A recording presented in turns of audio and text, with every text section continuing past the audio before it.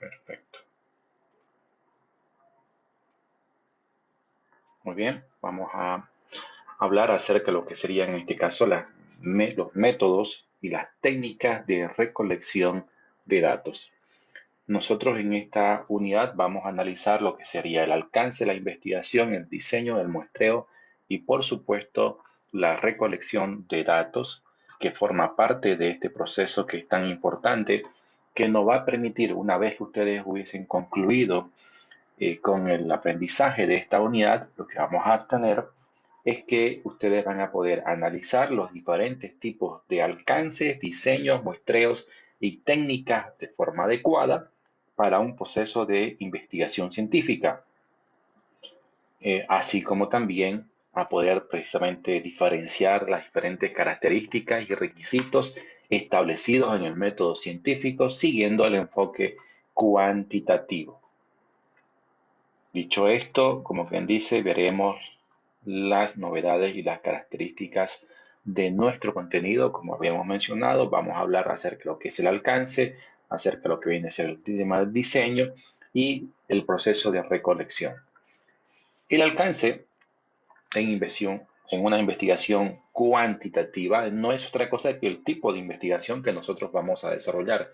Y aquí vamos a entender o vamos a desarrollar lo que sería básicamente 4 tipos de estudio o 4 tipos de alcance que son los más importantes: el exploratorio, el descriptivo, el correlacional y el explicativo. Estos 4 forman parte precisamente de una investigación bajo el enfoque cuantitativo, es decir, es una investigación bajo el enfoque y las características de las ciencias sociales. Para un alcance de una investigación cualitativa, tendríamos el enfoque descriptivo explicativo y el descriptivo causal, pero nos vamos a centrar en estos primeros 4, que sería bajo el enfoque cuantitativo. Cuando nosotros vamos a utilizar o vamos a elegir un alcance que sea exploratorio, este tipo de investigaciones o este tipo de alcance se centra cuando el objeto de estudio que se va a analizar es desconocido o de repente es un tema relativamente nuevo, es un tema relativamente eh, donde no existe mucha información. Por ejemplo, si nosotros estuviéramos en el 2020 y quisiéramos precisamente, estuviéramos con los primeros indicios de lo que es o ha sido el COVID, entonces nosotros tendríamos que hablar precisamente acerca de este tipo de alcances, porque para el 2020 había pero muy poca información respecto a las causas que generaban el COVID, incluso habían mucha mala información que se generaba. Entonces, este tipo de alcance era el adecuado, el pertinente, precisamente por estas razones, porque el objeto de estudio que se pretendía analizar era completamente desconocido o por lo menos existía muy poca información. Para poder comprender, para poder hacer que esta investigación sea mucho más pertinente, es que precisamente vamos a desarrollar, vamos a utilizar un alcance que sea exploratorio. El descriptivo nos va a permitir hacer un proceso de diferenciación, es decir, vamos a utilizar este tipo de alcance cuando nos interesa describir fenómenos, situaciones o de repente algún tipo de evento bajo algún elemento, bajo algún tipo de contexto para detallar cómo se presenta este determinado fenómeno y cómo se manifiesta. Por ejemplo, si nosotros quisiéramos describir eh, qué puede tener o qué puede acarrear como consecuencia el proceso de deforestación o incendios forestales que hemos tenido en la Chiquitanía durante 2 o 3 años seguidos prácticamente, cuál puede ser el impacto que puede provocar no solamente al bosque, a la biodiversidad, incluso a lo que vienen a ser las comunidades rurales y en toda la sociedad en sí de lo que viene a ser la Chiquitanía, para poder de alguna manera detallar cómo este fenómeno del incendio puede de repente alterar el comportamiento de las aves, alterar el comportamiento, por supuesto, del comportamiento del agua, eh, de la biodiversidad y todo esto, pues entonces si esa es nuestra idea, entonces debemos de elegir un alcance que sea descriptivo. Si nosotros queremos determinar, por ejemplo, eh, si es que, eh, si es que la procedencia de los estudiantes que provengan, por ejemplo, de las unidades educativas, llámense de privada o de convenio, pueden afectar o de alguna manera pueden incidir sobre la calidad académica, sobre su rendimiento académico, y queremos precisamente llegar a determinar si es que el hecho de que yo proceda de una unidad educativa fiscal o de convenio puede de alguna manera asegurarme, entre comillas, lo que sería el éxito profesional. Entonces, si vamos a hacer vamos a detallar, si vamos a describir si es que este fenómeno de alguna manera puede llegar a incidir sobre el rendimiento académico, entonces lo que tenemos que buscar es precisamente un alcance que sea descriptivo. El alcance explicativo, como dice su nombre, nos interesa explicar, describir los conceptos y fenómenos que pueden estar precisamente relacionados con alguna temática que va a ser analizada y que por supuesto nos interesa llegar a describir cuáles son las causas que puedan generar un determinado fenómeno.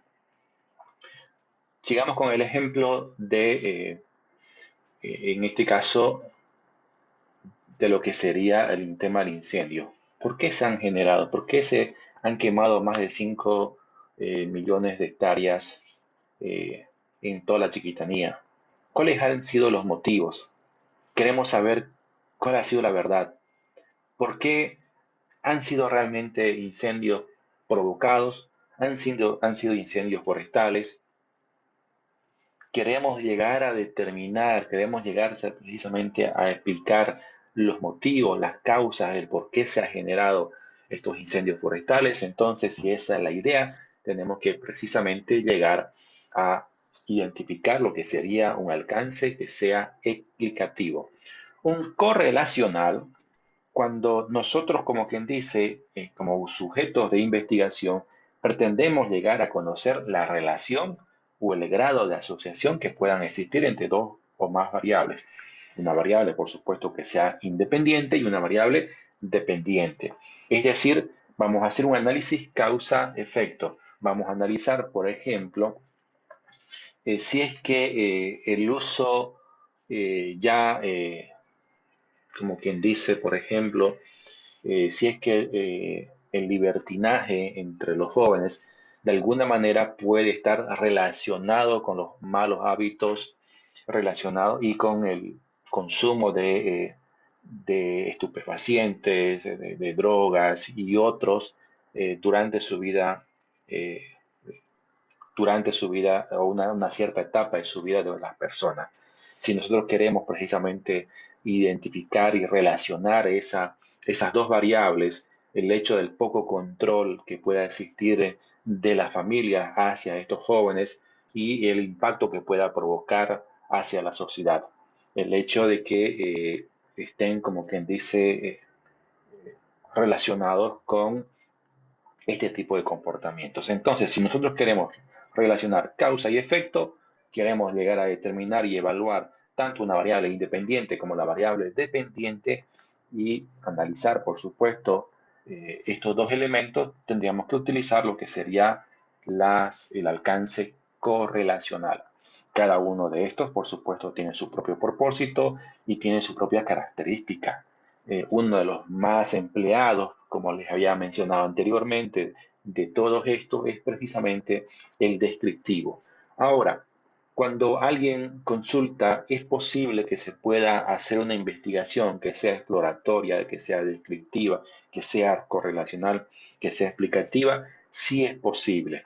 Eh, la parte metodológica te permite precisamente llevar todo esto. Ahora, lo que no es recomendable en la práctica, peor aún cuando uno no tiene la experticia en el manejo y el conocimiento precisamente respecto a lo que sería la investigación, no es recomendable precisamente el poder utilizar más de dos tipos de investigación, porque lo único que va a provocar es precisamente que uno se conflictúe, y que por supuesto la investigación sea mucho más compleja.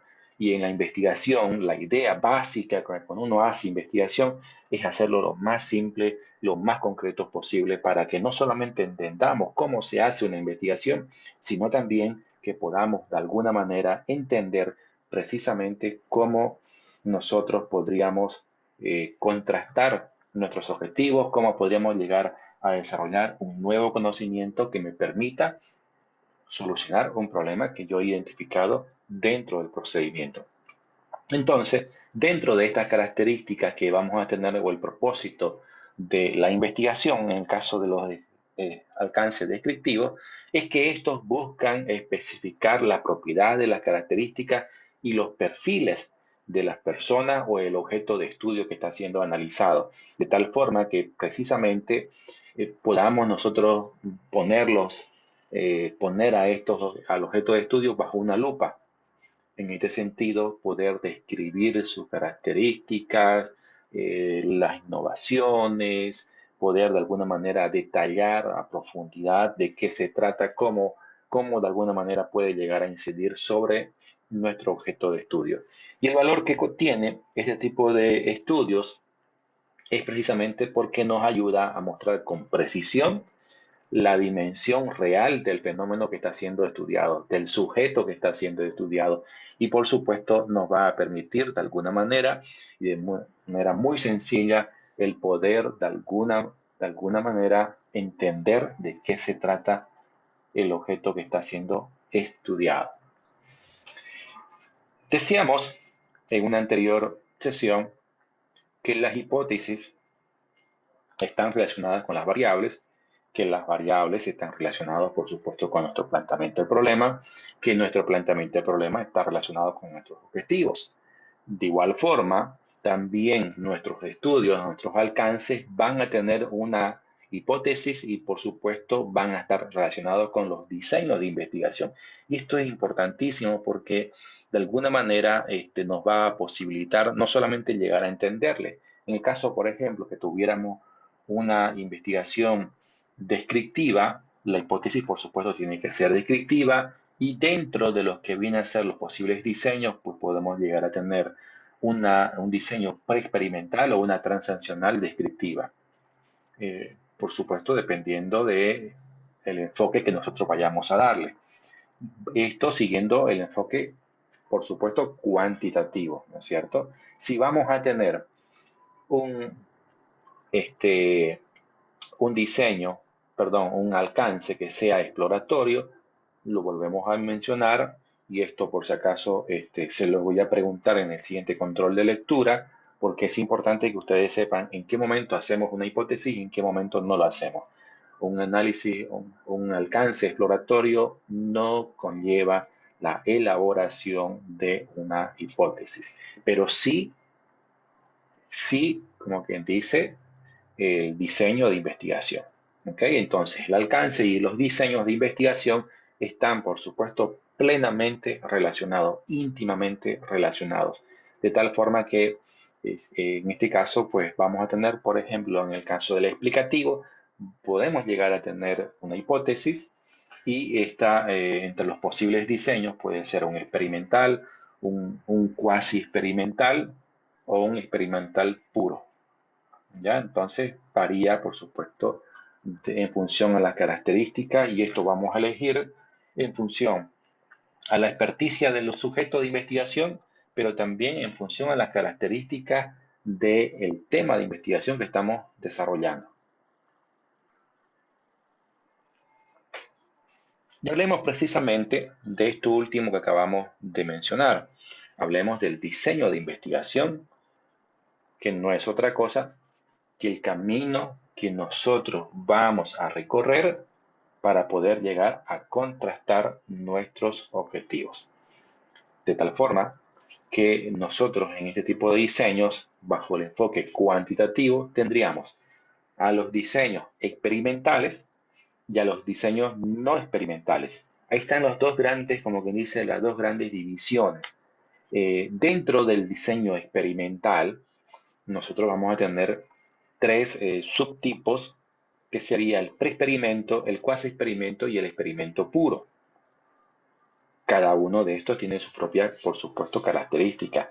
Eh, eh, ¿Dónde nosotros vamos o de repente dónde nosotros hemos visto lo que sería el diseño experimental? Me imagino que ustedes han visto, por ejemplo, la película Soy Leyenda, en la cual interpreta precisamente Will Smith, eh, ¿no es cierto? Es el actor protagónico. En una de las etapas, Will Smith baja al sótano donde la primera relación que ustedes tienen que tener de la pregunta de la película es que Will Smith maneja o controla las condiciones ambientales que tiene en el sótano, en cuanto al tema de luz, en cuanto al tema de oxígeno, en cuanto al tema de temperatura, entre otros. ¿Ya? Es decir, hay un proceso de climatización que de alguna manera puede ayudar a regular el proceso que tenemos, que se está desarrollando, el experimento que se está desarrollando. En este sentido, fíjense que Will Smith en la película no solamente controla estas condiciones ambientales, sino que sigue un procedimiento, que ese procedimiento te establece cuál es el paso uno, el paso 2, paso 3, paso 4, paso 5. De tal forma que en el caso de que tuviese éxito en la fórmula, en la nueva vacuna que está desarrollando, pues ya sepa exactamente cuál es el procedimiento, cuáles son las cantidades, cuáles son los materiales que ha utilizado, de tal forma que pueda, por supuesto, poder replicar, pueda de alguna manera poder este, contener la misma cantidad, pueda volver a desarrollar lo que viene a ser todo el proceso experimental. Y tiene un sujeto, en este caso tiene un objeto que va a utilizar, que son los zombies, ¿no es cierto? Y dentro de esos va a tener un zombie al cual prácticamente que será un control, es decir, al cual no se le pretende hacer ningún tipo de aplicaciones con el objetivo de poder comparar. La idea básica en este tipo de experimental, de este diseño, es que yo pueda comparar, pueda controlar precisamente la eficacia de mi vacuna siguiendo un procedimiento preestablecido y controlando o comparando con un testigo al cual prácticamente yo no le he aplicado ningún tipo de vacuna. Entonces, para poder precisamente diferenciar el efecto que pueda llegar a provocar. Entonces, eso es básicamente un diseño experimental. Bajo esas condiciones, el sujeto de investigación, es decir, el investigador, en el caso de la película, él es el quien controla las diversas variables independientes, como es luz, aire, oxígeno y otros factores que afectan o inciden en la calidad de la investigación. Luego tenemos, por supuesto, diferentes variables. Con el ejemplo es precisamente el procedimiento que se va a seguir para poder obtener una vacuna. Y luego va a tener un control, es decir, un zombie al cual prácticamente no se le va a aplicar ningún tipo de producto, ninguna vacuna, y a otro donde sí se le va a aplicar para poder precisamente ver y comparar si es que la vacuna que se ha producido va a tener de alguna manera alguna eficacia sobre el tratamiento que está siguiendo. Y también se debe de tener como validez para poder aumentar la eficacia del proceso y de alguna manera poder garantizar que esa vacuna tenga un 95-99% de eficacia, se debe de replicar. ¿Qué significa replicar? Que se debe tener no solamente a un solo paciente al cual se le va a aplicar la nueva vacuna, sino tener 5, 6, 7 o mientras más pacientes se le aplique la misma vacuna, y se pueda analizar como que dice el comportamiento de estos mismos, entonces vamos a poder precisamente llegar de alguna manera a ver si es que la vacuna realmente funciona o no. Ese es un diseño experimental puro que con el ejemplo de la película ustedes de alguna manera, es peor si lo han visto, me imagino que van a poder hacerme el seguimiento a la locución que acabo de darles.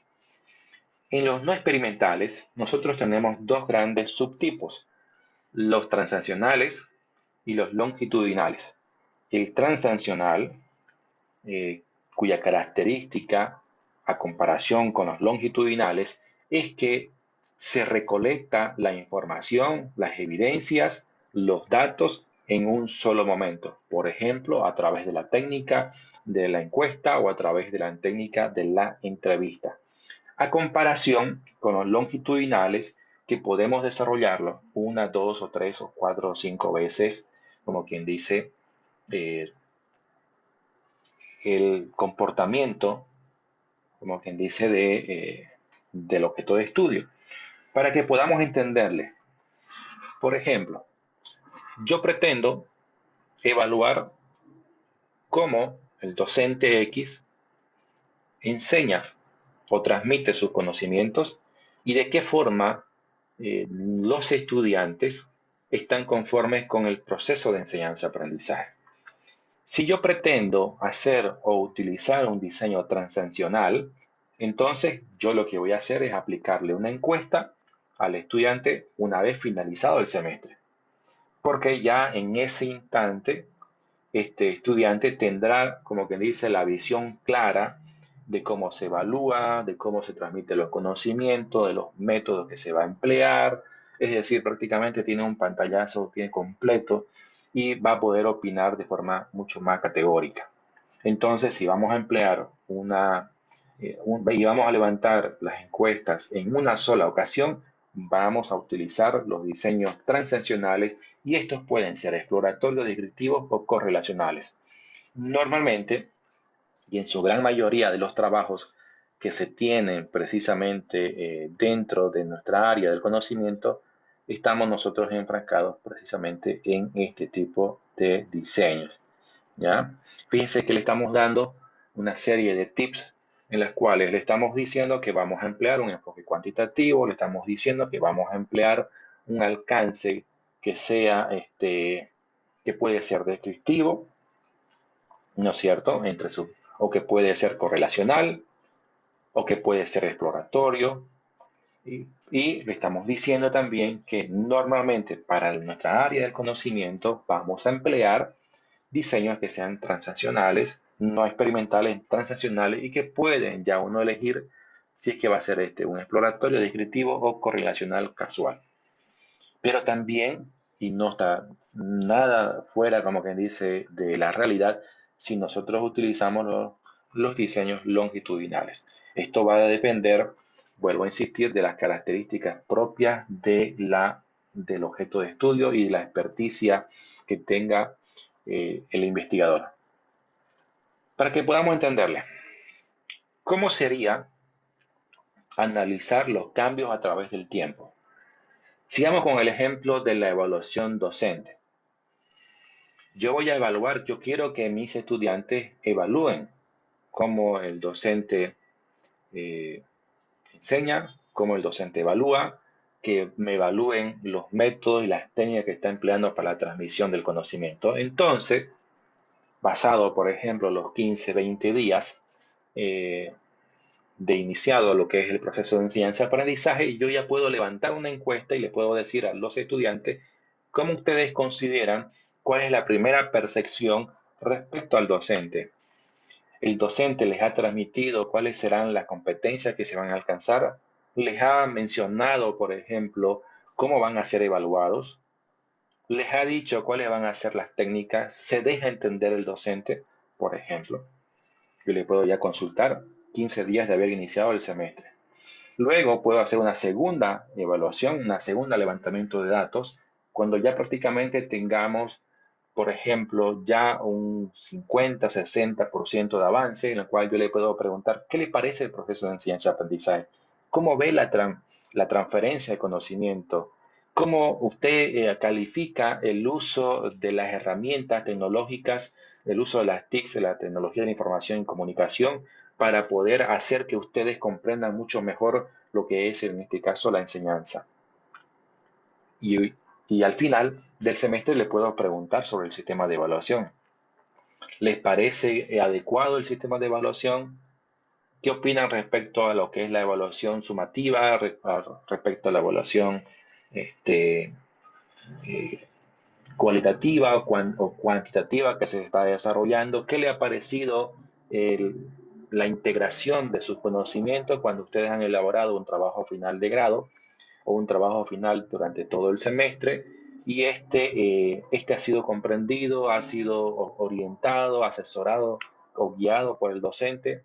Entonces, fíjense, yo le pregunto al estudiante en varias etapas, en varias fases del mismo semestre. Entonces, yo estoy recolectando información en diversos momentos del tiempo.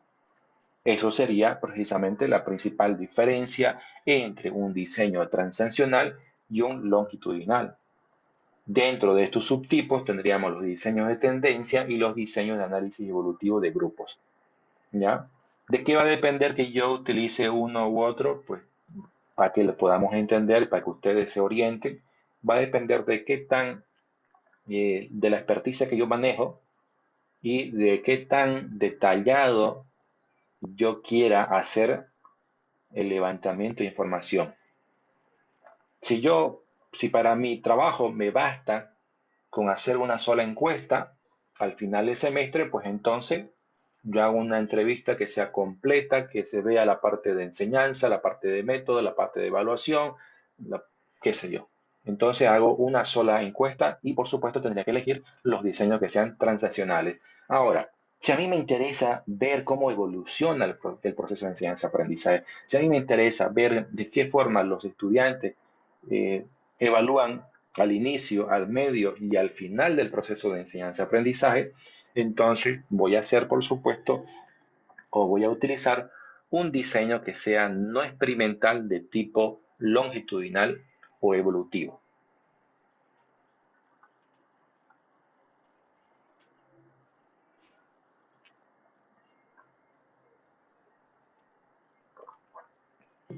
Entonces, cuando nosotros hablamos de los diseños que sean experimentales, decíamos que tienen ciertas características o ciertos requisitos. Primero, que están directamente relacionados con nuestra hipótesis, con nuestro alcance, pero también tiene sus propias características o requisitos. La primera, ya habíamos dicho, que se debe de manipular de forma intencional una o más variables. Yo puedo manipular, por ejemplo, el agua. Yo voy a manipular la escasez del agua o el déficit hídrico en, qué sé yo, a ver, se me viene a la mente, en plantines de coco. ¿Ok? Yo voy a manipular, voy a someter a un estrés hídrico. Tengo 50 plantines de coco y quiero ver de diferentes especies y quiero analizar precisamente cómo estas especies soportan el estrés hídrico, la ausencia de agua. Entonces, yo como investigador estoy manipulando de forma intencional o artificial mi variable independiente. La variable independiente, el agua. Ahora, mi variable dependiente será precisamente o estará relacionada con lo que acabamos de mencionar respecto al rendimiento, al crecimiento. Veremos si bajo condiciones de estrés hídrica estos cocos se convierten en plantas o se secan por la falta o la ausencia de agua.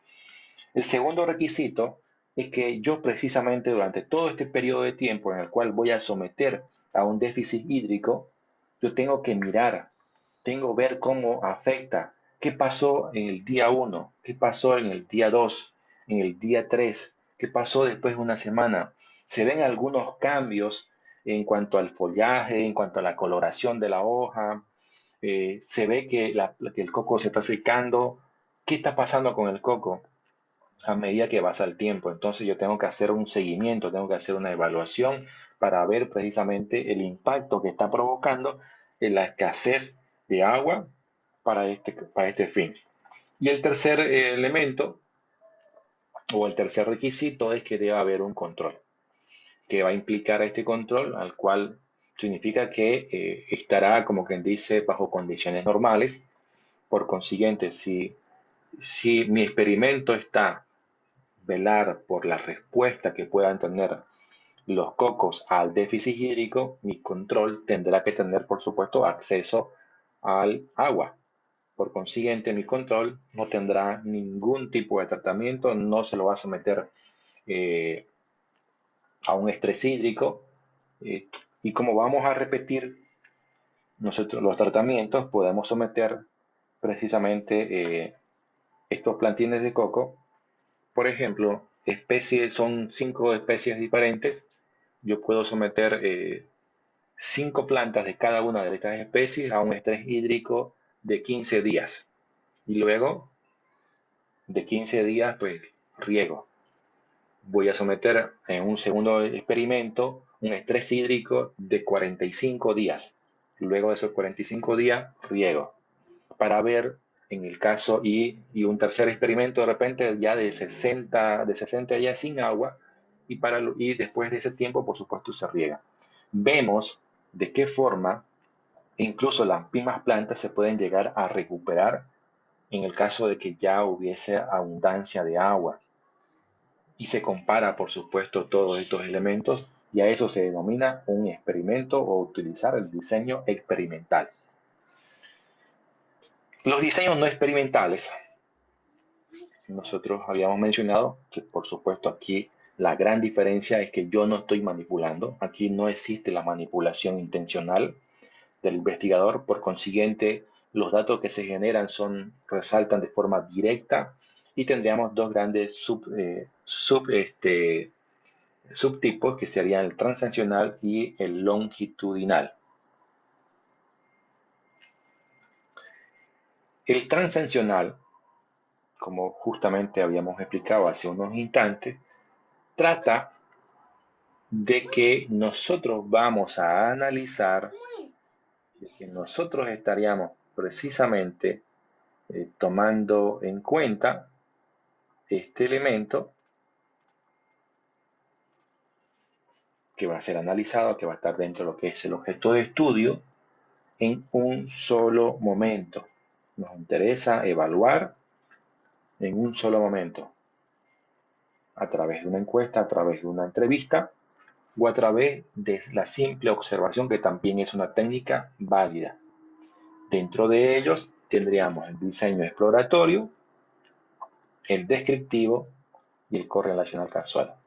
Los diseños longitudinales son aquellos que se recolectan a través del tiempo en 1, 2 o más periodos de tiempo. Dentro de estos tendríamos 3 subtipos: el de tendencia, el de grupo y el de panel. Cada uno de estos tiene su propia, por supuesto, característica, y en función a lo que nosotros pretendamos como investigación, vamos a elegir precisamente uno de ellos.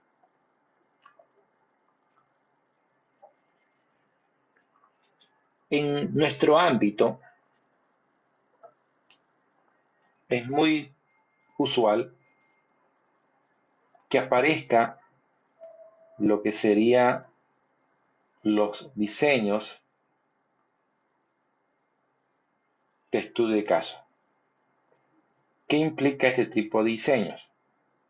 Por ejemplo, yo pretendo hacer mi tesis de grado en Monopol, ¿ya? Monopol, la industria de pinturas, ¿no es cierto? ¿Qué es lo que yo voy a hacer en esa industria? Pues primero hacer una radiografía completa. Yo le voy a sacar una radiografía a todo.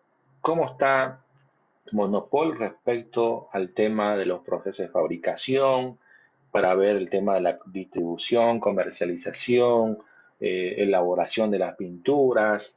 Voy a hacer un análisis muy, pero muy detallado, muy personalizado, de tal forma que al final del proceso, pues yo voy a quedar como un experto en lo que viene a ser la empresa donde yo estoy haciendo mi tesis, pero también esa radiografía que yo le voy a permitir, que voy a hacer respecto a la empresa donde yo voy a utilizar, me va a permitir generar una propuesta de mejora. una propuesta que va a incluir, por ejemplo, una nueva estrategia de marketing, un nuevo proceso industrial para poder obtener una pintura que sea mucho más ecológica, o sacar una nueva línea que de repente genere mayores ventas o que genere que se genere bajo menores costos con el objetivo, por supuesto, de garantizar el proceso, la eficacia de este proceso. Entonces, vamos precisamente a utilizar este tipo de estudios cuando nos van a encargar a una empresa y nosotros vamos a generar una propuesta para el mismo. Analizamos nosotros desde los estados financieros, los procesos de producción, es decir, prácticamente todo. También este tipo de análisis se lleva a cabo a nivel ya un poquito más macro, cuando nosotros, por ejemplo, vamos a intervenir en una entidad territorial autónoma, como puede ser un gobierno municipal, con el objetivo de poder generar un proceso de planeación, ¿no es cierto? Entonces, también es válido, también es un diseño que es, por supuesto, muy utilizado y que con seguridad, el momento que ustedes busquen en una biblioteca especializada de lo que viene a ser la carrera, pues vamos a encontrar tesis de grado utilizando este enfoque o este tipo de diseño como es el estudio de caso.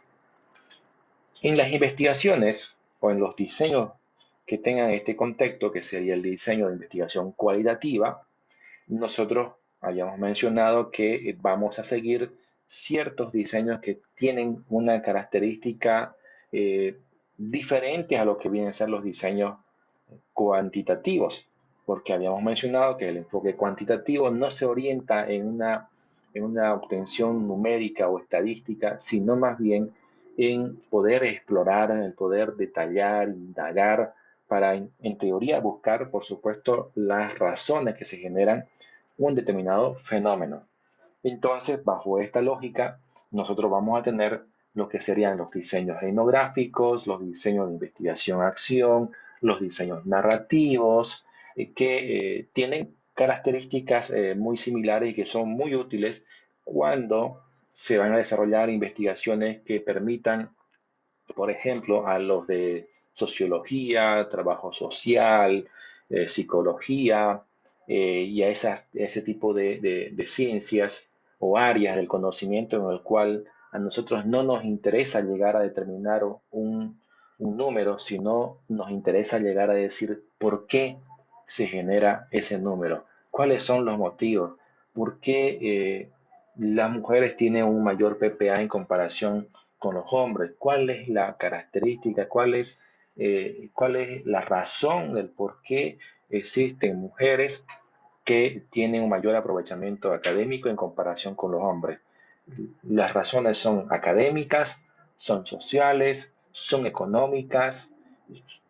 ¿Cuáles son los factores que inciden precisamente para que se genere un dato numérico? En este caso, el hecho de que en un 5, un 10% de mayor porcentaje las mujeres tengan un mayor rendimiento en comparación con los hombres. El tercer tipo de diseño son los diseños mixtos. Por supuesto, aquí en este tipo de diseños vamos a incluir actividades que sean netamente cuantitativas, pero también vamos a incidir en lo que serían las actividades netamente cuanti y cualitativas. Es decir, prácticamente aquí tendríamos los dos. Están metidos los dos. Cuando nosotros utilizamos este tipo de diseños, realmente resultan ser muy útiles cuando vamos a emplear precisamente en una investigación que sea mucho más profunda, que nos va de alguna manera a permitir alcanzar y llegar a fundamentar por sobre todo los resultados que nosotros hemos encontrado. Dentro de los diseños más utilizados tenemos los concurrentes, los secuenciales, los de conversión y los de integración. Que estos tipos de diseños van a utilizar siempre o casi siempre, en este caso, un método que sea netamente probabilístico. Es decir, debemos nosotros de levantar información primaria o datos primarios a través de encuestas, a través de entrevistas, a través de grupos focales, que nos permitan, por supuesto, desarrollar y generar información y generar datos. Y a partir de ahí, con la ayuda de estos grupos focales, vamos a poder precisamente indagar y alcanzar una mayor profundidad en cuanto al tema de nuestros estudios. Es también válido, pero se recomienda el uso de este tipo de diseños cuando la tesis de grado tiene una mayor complejidad, por ejemplo, cuando ya estamos haciendo una tesis de maestría o cuando el investigador tiene una mayor experticia, porque sin duda alguna que este tipo de diseños va a conllevarnos con lo que sería un análisis mucho más detallado, un análisis mucho más complejo de lo que sería utilizar simplemente los diseños que sean cuantitativos o cualitativos sea el caso.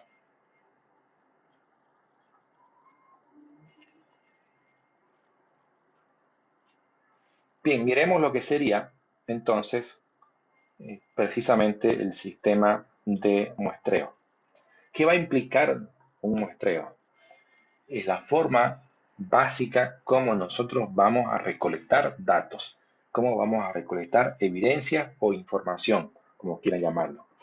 Bajo el enfoque cuantitativo, pues vamos a existir que existen dos formas básicas de poder obtener precisamente una muestra que sea altamente significativa. Vamos a tener lo que sería eh, muestras probabilísticas y muestras no probabilísticas. Las diferencias están en que cuando yo tomo una muestra probabilística, yo voy a inferir una fórmula que me va a permitir llegar a determinar el grado de error, el grado de probabilidad de ocurrencia de un determinado fenómeno, pero también me va a permitir determinar el tamaño de mi población para finalmente, introduciendo la fórmula, yo voy a obtener de manera muy clara y categórica la cantidad de personas a los cuales yo voy a encuestar o voy a entrevistar para poder hacer que la información que se genere pues sea real y que tenga un grado de error muy mínimo que por supuesto podamos llegar a tener una mayor cualidad. Cuando yo utilizo los tipos de muestreo no probabilístico, aquí el primer elemento es que no nos interesa llegar a determinar un tamaño, si vamos a levantar a 200 o 300 o 250 encuestados. Aquí no nos interesa llegar a tener 300 personas como muestra. Lo que básicamente nos interesa es llegar a seleccionar participantes que de alguna manera ya tengan un cierto criterio. Yo, por ejemplo, eh, si pretendo hacer una investigación que me permita precisamente evaluar cómo vienen formados nuestros estudiantes en primer semestre o cómo están formados, entonces yo puedo directamente tomar ese tipo de muestreo y yo puedo ir y preguntarle de forma directa, en este caso a mis docentes o a los docentes que dan precisamente en primer semestre para evaluar, para que ellos me digan cómo miran o cómo más o menos pueden aprecian el comportamiento y el nivel de conocimiento que tienen los estudiantes del primer semestre. Entonces, fíjense que los propósitos son diferentes. Cuando nosotros utilizamos el método probabilístico, yo defino una población. Por ejemplo, vamos a decir que mi investigación la vamos a hacer en la carrera de ingeniería financiera. Mi población será la población total, en este caso, de lo que viene a ser en este caso la carrera de ingeniería financiera y tenemos 3.300 estudiantes que es mi población total. Ahora, por supuesto que yo no voy a encuestar a los 3.300 estudiantes. Yo voy a utilizar uno de estos subtipos que puede ser el aleatorio simple, el estratificado o por racimo. Yo voy a utilizar, por ejemplo, el aleatorio simple. Meto la fórmula y finalmente me va a decir que para poder tener un grado de error de no más de 3 a 5%, yo debo de encuestar a 220 personas.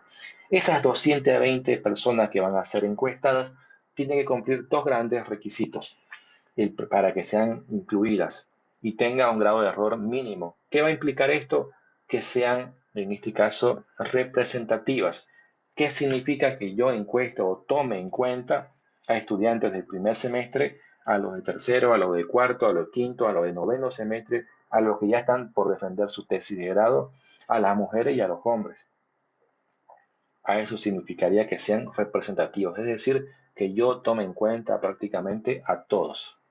Que sea, el segundo requisito es que sea aleatorio. ¿Qué va a implicar esto? Que los 3.300 estudiantes tengan exactamente la misma probabilidad de ser tomados en cuenta durante el levantamiento de información. De tal forma que me va a garantizar precisamente el cumplimiento de estos dos requisitos, me va a garantizar que los resultados en la encuesta que yo voy a levantar van a ser prácticamente lo que opinan los 3.300 estudiantes. ¿Qué significa? Que, por supuesto, lo que nosotros debemos de utilizar para poder precisamente levantar información de primera mano son los métodos de muestreo probabilístico, porque nos van a garantizar no solamente la idoneidad de los resultados, sino prácticamente nos van a dar como muestra lo que sería o lo que se va a utilizar en, en una tesis de grado o que la información que nos va a generar sea exactamente lo mismo que haberle preguntado a los 3.300 estudiantes. A ver, veamos un poquito la diferencia de cada uno eh, de estos submétodos. ¿Ya? Por ejemplo, ahí me dicen, me van a contratar para ver cómo está la percepción de los estudiantes respecto a un nuevo producto lácteo que pretende lanzar la industria de leche PIL. Entonces, yo pretendo levantar una encuesta en el municipio de Santa Cruz. ¿Qué es lo que yo voy a hacer entonces? Comprenderán que la mancha urbana de Santa Cruz es extremadamente grande, tiene casi 2 millones de habitantes. Entonces, el primer método que yo voy a emplear es por conglomerados. Yo puedo hacer para este fin una simple división de 4 ejes o puedo dividir en función a las circunscripciones o a los distritos municipales. Si fuera en función a los distritos municipales, entonces pues yo tendría 15 distritos municipales, ¿no es cierto? O si ustedes quieren llamarlo así, lo vamos a dividir prácticamente por bloque 1, 2, 3 y 4 y ya está. Cuando yo utilizo precisamente esta técnica, estoy empleando lo que viene a ser el método por conglomerados. El segundo elemento, el segundo método que yo voy a emplear, supongamos que me interesa levantar información en lo que viene a ser el palmar del oratorio. ¿Ok? Y aquí, digamos que todo esto es el palmar del oratorio, pero vamos a elegir este pequeño barrio. Y este pequeño barrio está conformado por, pongámosle así, estas son sus calles. ¿Ok? Y este pequeño barrio, esa pequeña cruz, tiene más o menos esta distribución. Supongamos que es así. Entonces, voy a emplear un segundo método que va a ser el sistemático. ¿Qué voy a generar con el método sistemático? Pues que en esta calle comprenderán que en una calle pues vamos a tener pues muchas casas o muchas viviendas. Entonces, yo voy a utilizar el método sistemático. Yo voy a decir, por ejemplo, que esta calle va a ser, o esta primera casa va a ser tomada en cuenta, va a ser encuestada, y que luego voy a encuestar cada 3 casas. Entonces diré, una, dos, tres casas y la siguiente sí la encuesto. Entonces sigo uno, dos, tres casas y la siguiente la voy a encuestar. Y así voy a seguir hasta poder completar todo lo que viene a ser el barrio. Tengo uno, dos, tres. Y la siguiente casa sí la encuesto. Tendría uno, dos, tres y esta tendría que ser encuestada. Tendría uno, dos, tres y esta casa sería encuestada. Uno, dos, tres y esta casa sería encuestada. Y así sucesivamente hasta poder precisamente alcanzar lo que sería el método estratificado. Ahora, perdón, el método sistemático. Ahora, el al azar simple, ¿qué va a implicar?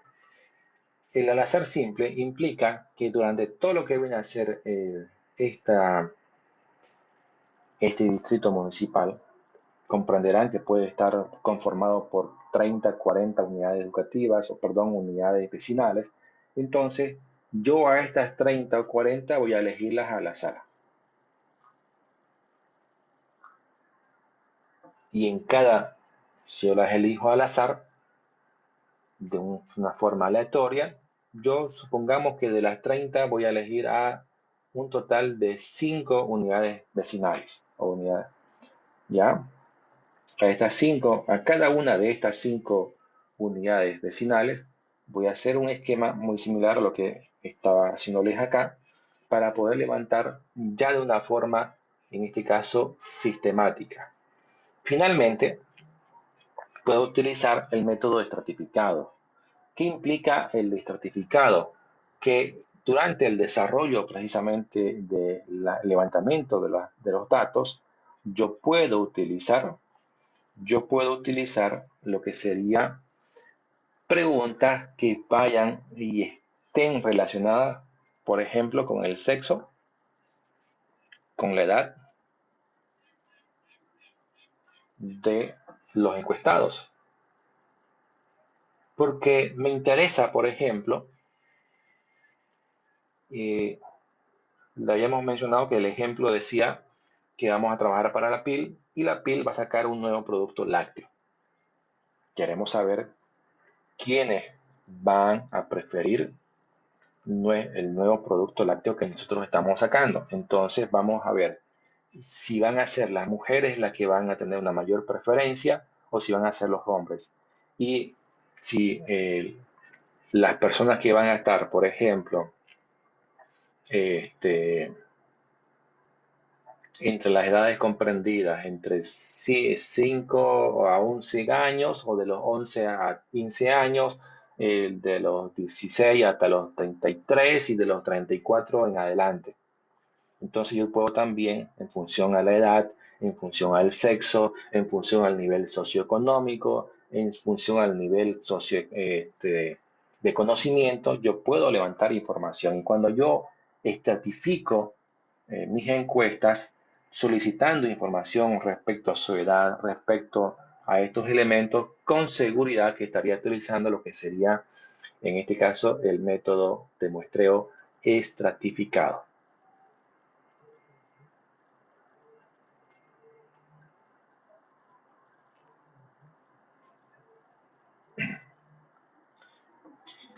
Los muestreos en investigaciones que sean cualitativas, por supuesto, eh, nos van a permitir tener información, tener con claridad lo que sería el levantamiento de información. En este tipo de muestreos habíamos mencionado precisamente que no nos interesa llegar a determinar un tamaño, no nos interesa llegar a decir si vamos a tener 200 o 300 estudiantes, sino más bien lo que nos interesa es llegar a determinar la información, a poder obtener la información.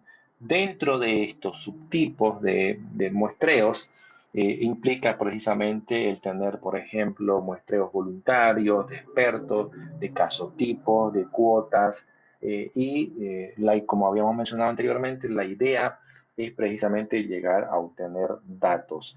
Podemos hacer entrevistas a grupos focales, podemos entrevistar de manera muy concreta a expertos que puedan conocer de repente o respecto a la temática que estamos abordando.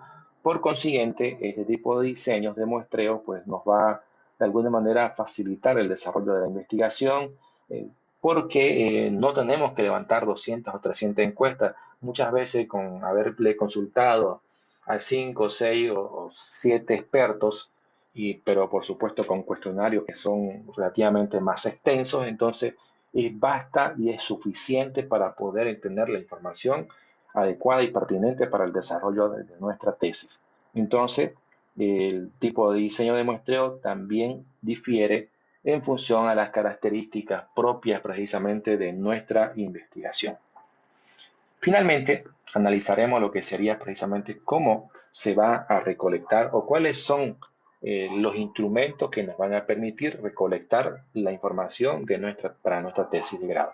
Lo primero es saber que cuando nosotros hablamos del marco metodológico, tenemos dos grandes fuentes, fuentes primarias y fuentes secundarias. Las fuentes primarias es aquella información que nosotros obtenemos de primera mano, por ejemplo, a través de encuestas o a través de entrevistas.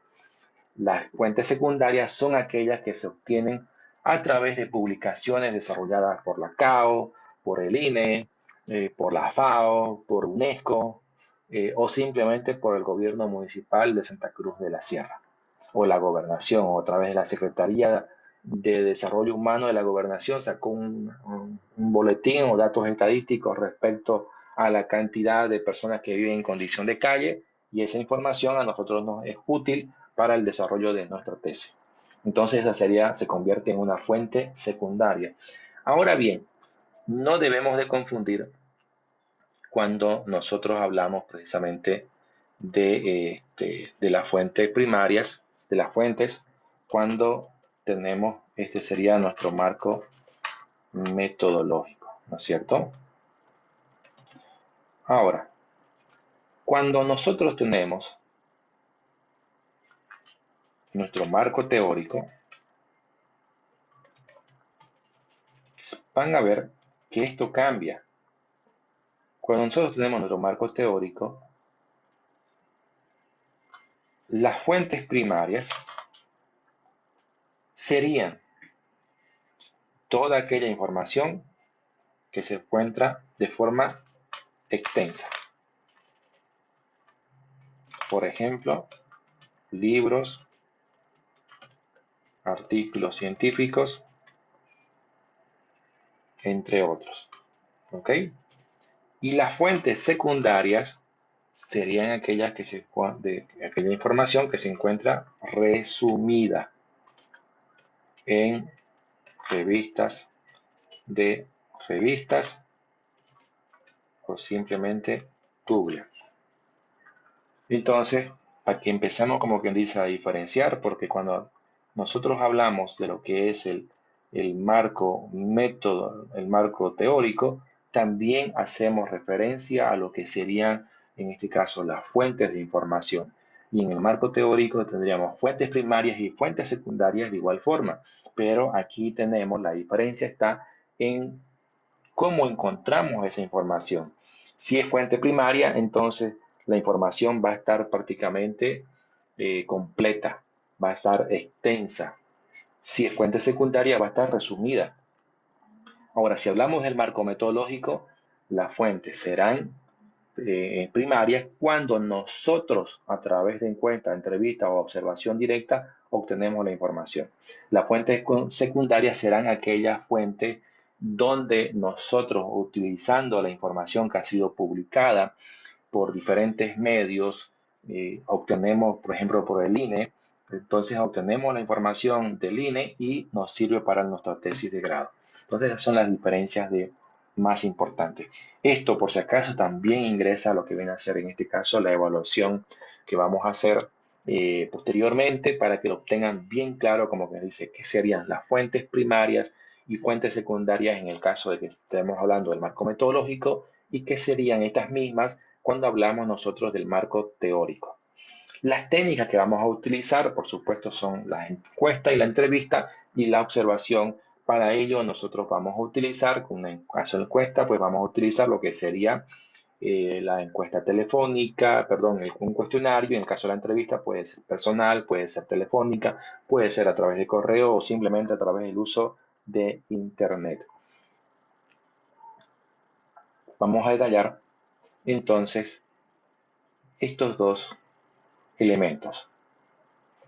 Tendríamos entonces las técnicas e instrumentos y los registros que se generan en el caso de que estuviéramos hablando de una observación, revisión documental, entrevista, encuesta sociométrica o una sesión en profundidad. Estas últimas, cuando hablamos de investigaciones que son cualitativas. Por ejemplo, si nosotros estamos haciendo una entrevista, pues lo que necesitamos es tener una guía. No podemos ir a entrevistar a cualquier persona, a un experto, sin no tener ya preestablecido qué le vamos a preguntar. ¿Cuántas preguntas van a hacer? ¿Van a ser preguntas abiertas o van a ser preguntas cerradas? Y por supuesto, ¿cuáles serán los registros? Una grabadora, o simplemente nuestro celular, o papel o lápiz, o una cámara de video, o nuestro celular. Vuelvo a insistir, porque ahora, por supuesto, todo, absolutamente todo está como que dice en lo que sería el, nuestro teléfono, ¿no es cierto? Una encuesta. ¿Cuáles son los instrumentos que se necesitan? Por supuesto, el cuestionario. Debe existir una escala de Likert para poder determinar la apreciación que pueda tener eh, las personas para poder, por ejemplo, consumir o no un determinado producto en el caso de que estuviéramos haciendo un plan de negocios. Vamos a hacer un test, una prueba de conocimiento, es decir, para poder precisamente utilizar esta, hay diversos instrumentos que nos van a facilitar precisamente esto. Ahora, el tema del registro, pues ustedes saben muy bien que hasta hace 3 años atrás, pues todo era como quien dice a través del papel y lápiz, y ahora, pues simplemente necesitamos, como quien dice, eh, pues necesitamos solo y únicamente lo que sería nuevamente un celular o simplemente tener la dirección o el teléfono de una persona para poder enviarle un formulario Google o un Google Forms en el cual precisamente ya la encuesta va a estar dirigida, va a llegar de forma directa hacia lo que va a ser en este caso la persona destinataria que nosotros pretendemos precisamente obtener esta información y de esa manera, pues por supuesto, llegar a obtener los resultados y tener las evidencias y los registros que nos permitan cotejar lo que va a ser nuestro trabajo. Eh, Resumiendo un poquito y volviendo, como que dice, un poquito para atrás para poder entender, es importantísimo las técnicas que nos van a permitir recolectar la información, pero también es claro que nosotros podamos comprender qué es una muestra, porque muchas veces nosotros nos turbamos precisamente en esta etapa y no es otra cosa que simplemente el poder llegar a seleccionar un grupo relativamente considerable que nos va a permitir luego extrapolar la información obtenida para poder generar las evidencias respecto a las preguntas, respecto precisamente a la información que nosotros tenemos. Y existen dos formas de poder recolectar información, a través del censo y a través de la encuesta. Ustedes saben muy bien que a través del censo, pues vamos a tener lo que sería, pues, eh, todo lo relacionado precisamente eh, con la parte económica, a nivel de conocimiento. Hay una serie de informaciones que podemos nosotros llegar a sacar cuando estamos trabajando con el censo. ¿Por qué no utilizamos de forma recurrente el tema del censo? Porque prácticamente se desarrolla cada 10 años por la complejidad, por el tamaño de la muestra, porque tenemos que llegar al 100% del territorio nacional, tendremos que llegar al 100% de la población que vive en Bolivia, por consiguiente, pues por eso se desarrolla precisamente cada 10 años, por el tamaño. En cambio, podemos hacer una encuesta a través de muestreo cuando simplemente nos interesa llegar a tener la misma conclusión, pero sin la necesidad de llegar al 100% de la población. Y las encuestas, pues como quien dice, son muy útiles para este fin. ¿Por qué este es el instrumento más empleado, más utilizado en casi el 100% de las investigaciones? Porque nos permiten obtener información primaria que de una manera muy sencilla, muy rápida y a un costo bastante, pero bastante liviano, es decir, prácticamente casi gratis, como quien dice. Y por supuesto, una vez que se obtiene la información, una vez que se agrupan los datos, vamos a poder obtener información que no solamente es medible, sino que vamos a poder llegar realmente a un grupo de selecto de información. Para ello, para levantar una encuesta, nosotros debemos de seguir un pequeño procedimiento donde nosotros inicialmente vamos a seleccionar el tipo de muestreo, el tipo de encuesta que vamos a hacer. Para ello vamos a ver enseguida que puede haber encuestas que sean dirigidas a través del teléfono, a través del correo electrónico, la tradicional en la cual uno rellena la información, entre otras. Debe existir un plan de muestreo y debe existir, por supuesto, el cuestionario. Y aquí entran los tipos de preguntas que se van a utilizar, si van a hacer preguntas abiertas, si van a hacer preguntas cerradas. Las preguntas cerradas es cuando yo les digo al investigador o a los estudiantes, por ejemplo, eh, supongamos que esta es la pregunta. ¿Ya? ¿Usted es cruceño? Y le doy la opción A, sí. Opción B, no. Esa es una tipo de pregunta que sea cerrada. Ahora, si yo hago ese tipo de preguntas,